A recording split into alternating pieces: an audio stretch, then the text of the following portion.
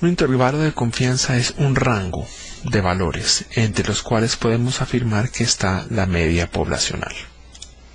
Por ejemplo, si sabemos que la media muestral es cierto valor, podemos decir con un 95% de certeza que la media de la población está entre el rango de la media muestral menos 1.96 por la desviación estándar de la distribución de medias. Y ese es el intervalo inferior. El intervalo superior del rango sería la media más 1.96 la desviación estándar de la distribución muestral de medias. Escrito de otra manera, sería x barra más o menos 1.96 por la desviación estándar de la distribución de medias. ¿De dónde viene el valor 1.96? Ese valor 1.96 viene de la tabla Z. Recuerden la tabla que presenté anteriormente en una lámina. Un valor de 1.96 corresponde al valor 0.475. Un valor de Z de 1.96 corresponde a un valor de 0.475. Esto está demostrado de nuevo en la tabla Z por la fila 21, columna H. Ahí ven el 0.475. Esto quiere decir que el área entre la media y 1.96 es 47.5%. Igualmente, el área entre menos 1.96 y la media es otro 47.5%. O sea que el área entre menos 1.96 y 1.96, porque la distribución normal es simétrica, es 47.5 por 2, o sea, 95%. Es decir, 95% de las medias de muestras caen en ese rango de x barra más o menos 1.96 por la desviación estándar de la distribución muestral de medias. Lo que estoy haciendo aquí es utilizando información sobre la dispersión de la distribución de muestras para poder presentar más información, para que el lector tenga más poder en términos de las inferencias que estoy haciendo. Le estoy diciendo al lector qué tanta confianza tengo yo en esa media que le estoy dando. Porque si hay un intervalo muy amplio, pues usted no tendrá mucha confianza en la media que le estoy sugiriendo. Pero si el intervalo, como se ve en la gráfica abajo a la derecha, es mucho más bajo, entonces usted tiene la certeza de que mi inferencia es bastante adecuada. Ese rango que estoy dando me da un nivel de confianza. Ese intervalo que estoy presentando contiene el rango que presento. En las ciencias sociales, que incluyo la economía urbana, la planificación urbana, un nivel de confianza del 95% es estándar. Es decir, el valor de 0.4375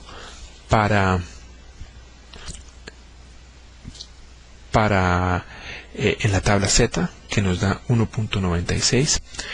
En otros casos uno usa un nivel de confianza del 99%, que vamos a ver cuál es el valor crítico para eso, y en algunos casos otros usan un nivel de confianza del 90%. Yo sugiero utilizar 95 o 99%, porque en las ciencias sociales tenemos toda suerte de problemas de muestreo, problemas de selección. Nunca estamos certeros de que una muestra, por ejemplo, es plenamente aleatoria, y por eso tener un estándar un poco más alto del 90% me parece importante.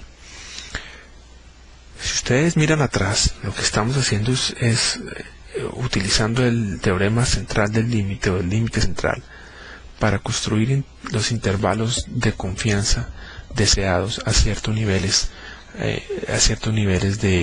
de aceptabilidad. Los valores críticos para la construcción de los intervalos de confianza van a ser 1.96 para 95% de nivel de confianza y 2.58 para 99% nivel de confianza. De nuevo, ¿de dónde viene el 1.96? Viene de la tabla Z. ¿Y por qué? porque cuando z es 1.96, 95% del área de la curva normal está entre menos 1.96 y 1.96.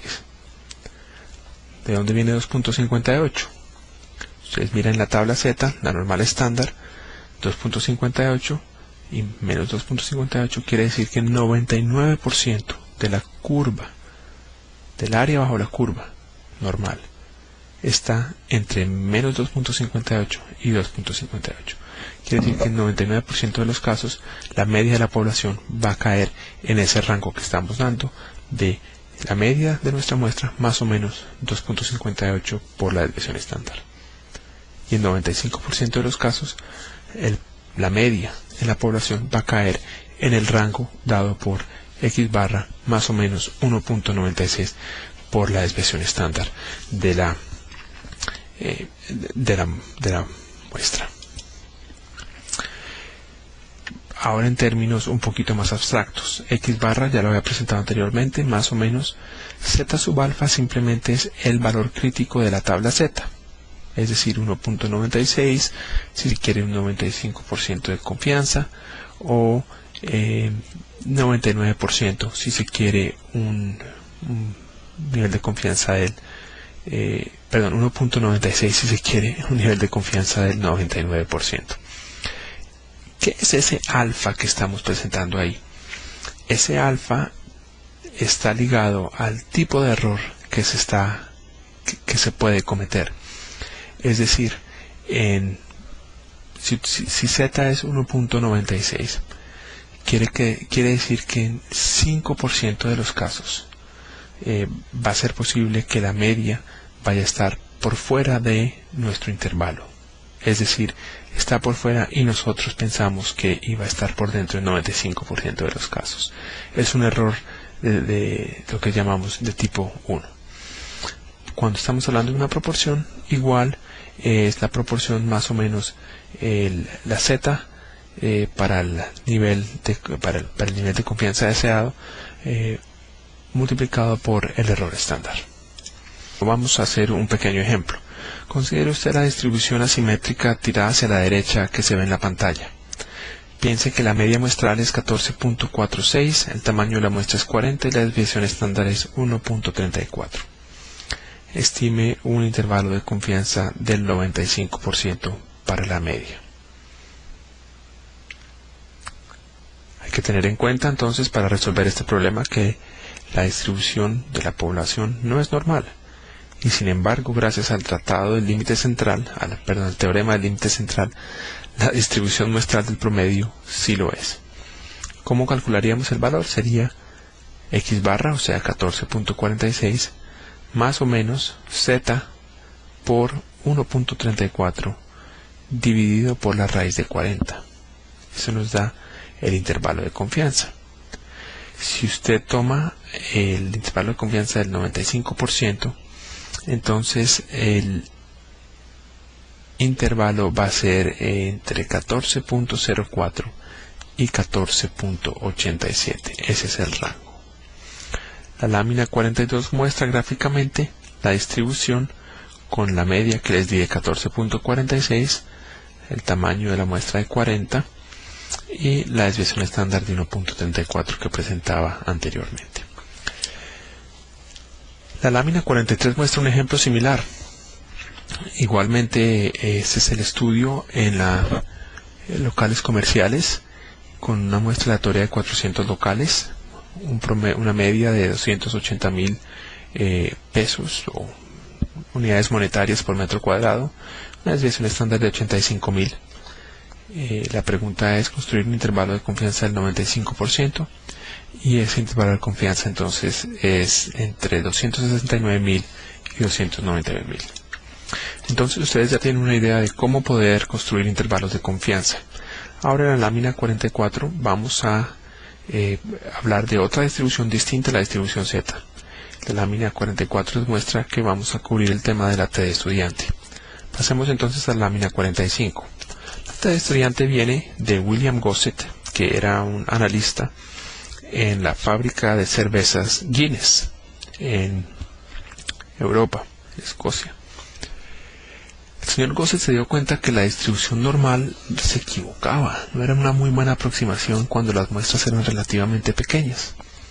Específicamente se dio cuenta que valores lejanos a la media, 4 o 5 desviaciones estándares, tendían a ocurrir más frecuentemente de lo que la distribución normal sugería. Entonces el señor Gossett se ideó una distribución que ajustaba la distribución por el tamaño de la muestra. Si el tamaño de la muestra es pequeño, entonces la distribución se vería un poco distinta a la distribución normal. Y si la muestra era bastante grande, entonces esta distribución sería muy similar a la distribución normal. Por cuestiones de empleo, el señor Gossett no pudo utilizar su nombre en la distribución, pero por eso la llamó estudiante, la T de un estudiante, para darle un nombre genérico. La lámina 46 demuestra la T de estudiante, que en este momento por ejemplo, se ve en rojo con relación a una distribución normal que es más o menos una distribución azul. Luego es un poco más chata o más aplanada en los extremos y se extiende un poco más hacia afuera.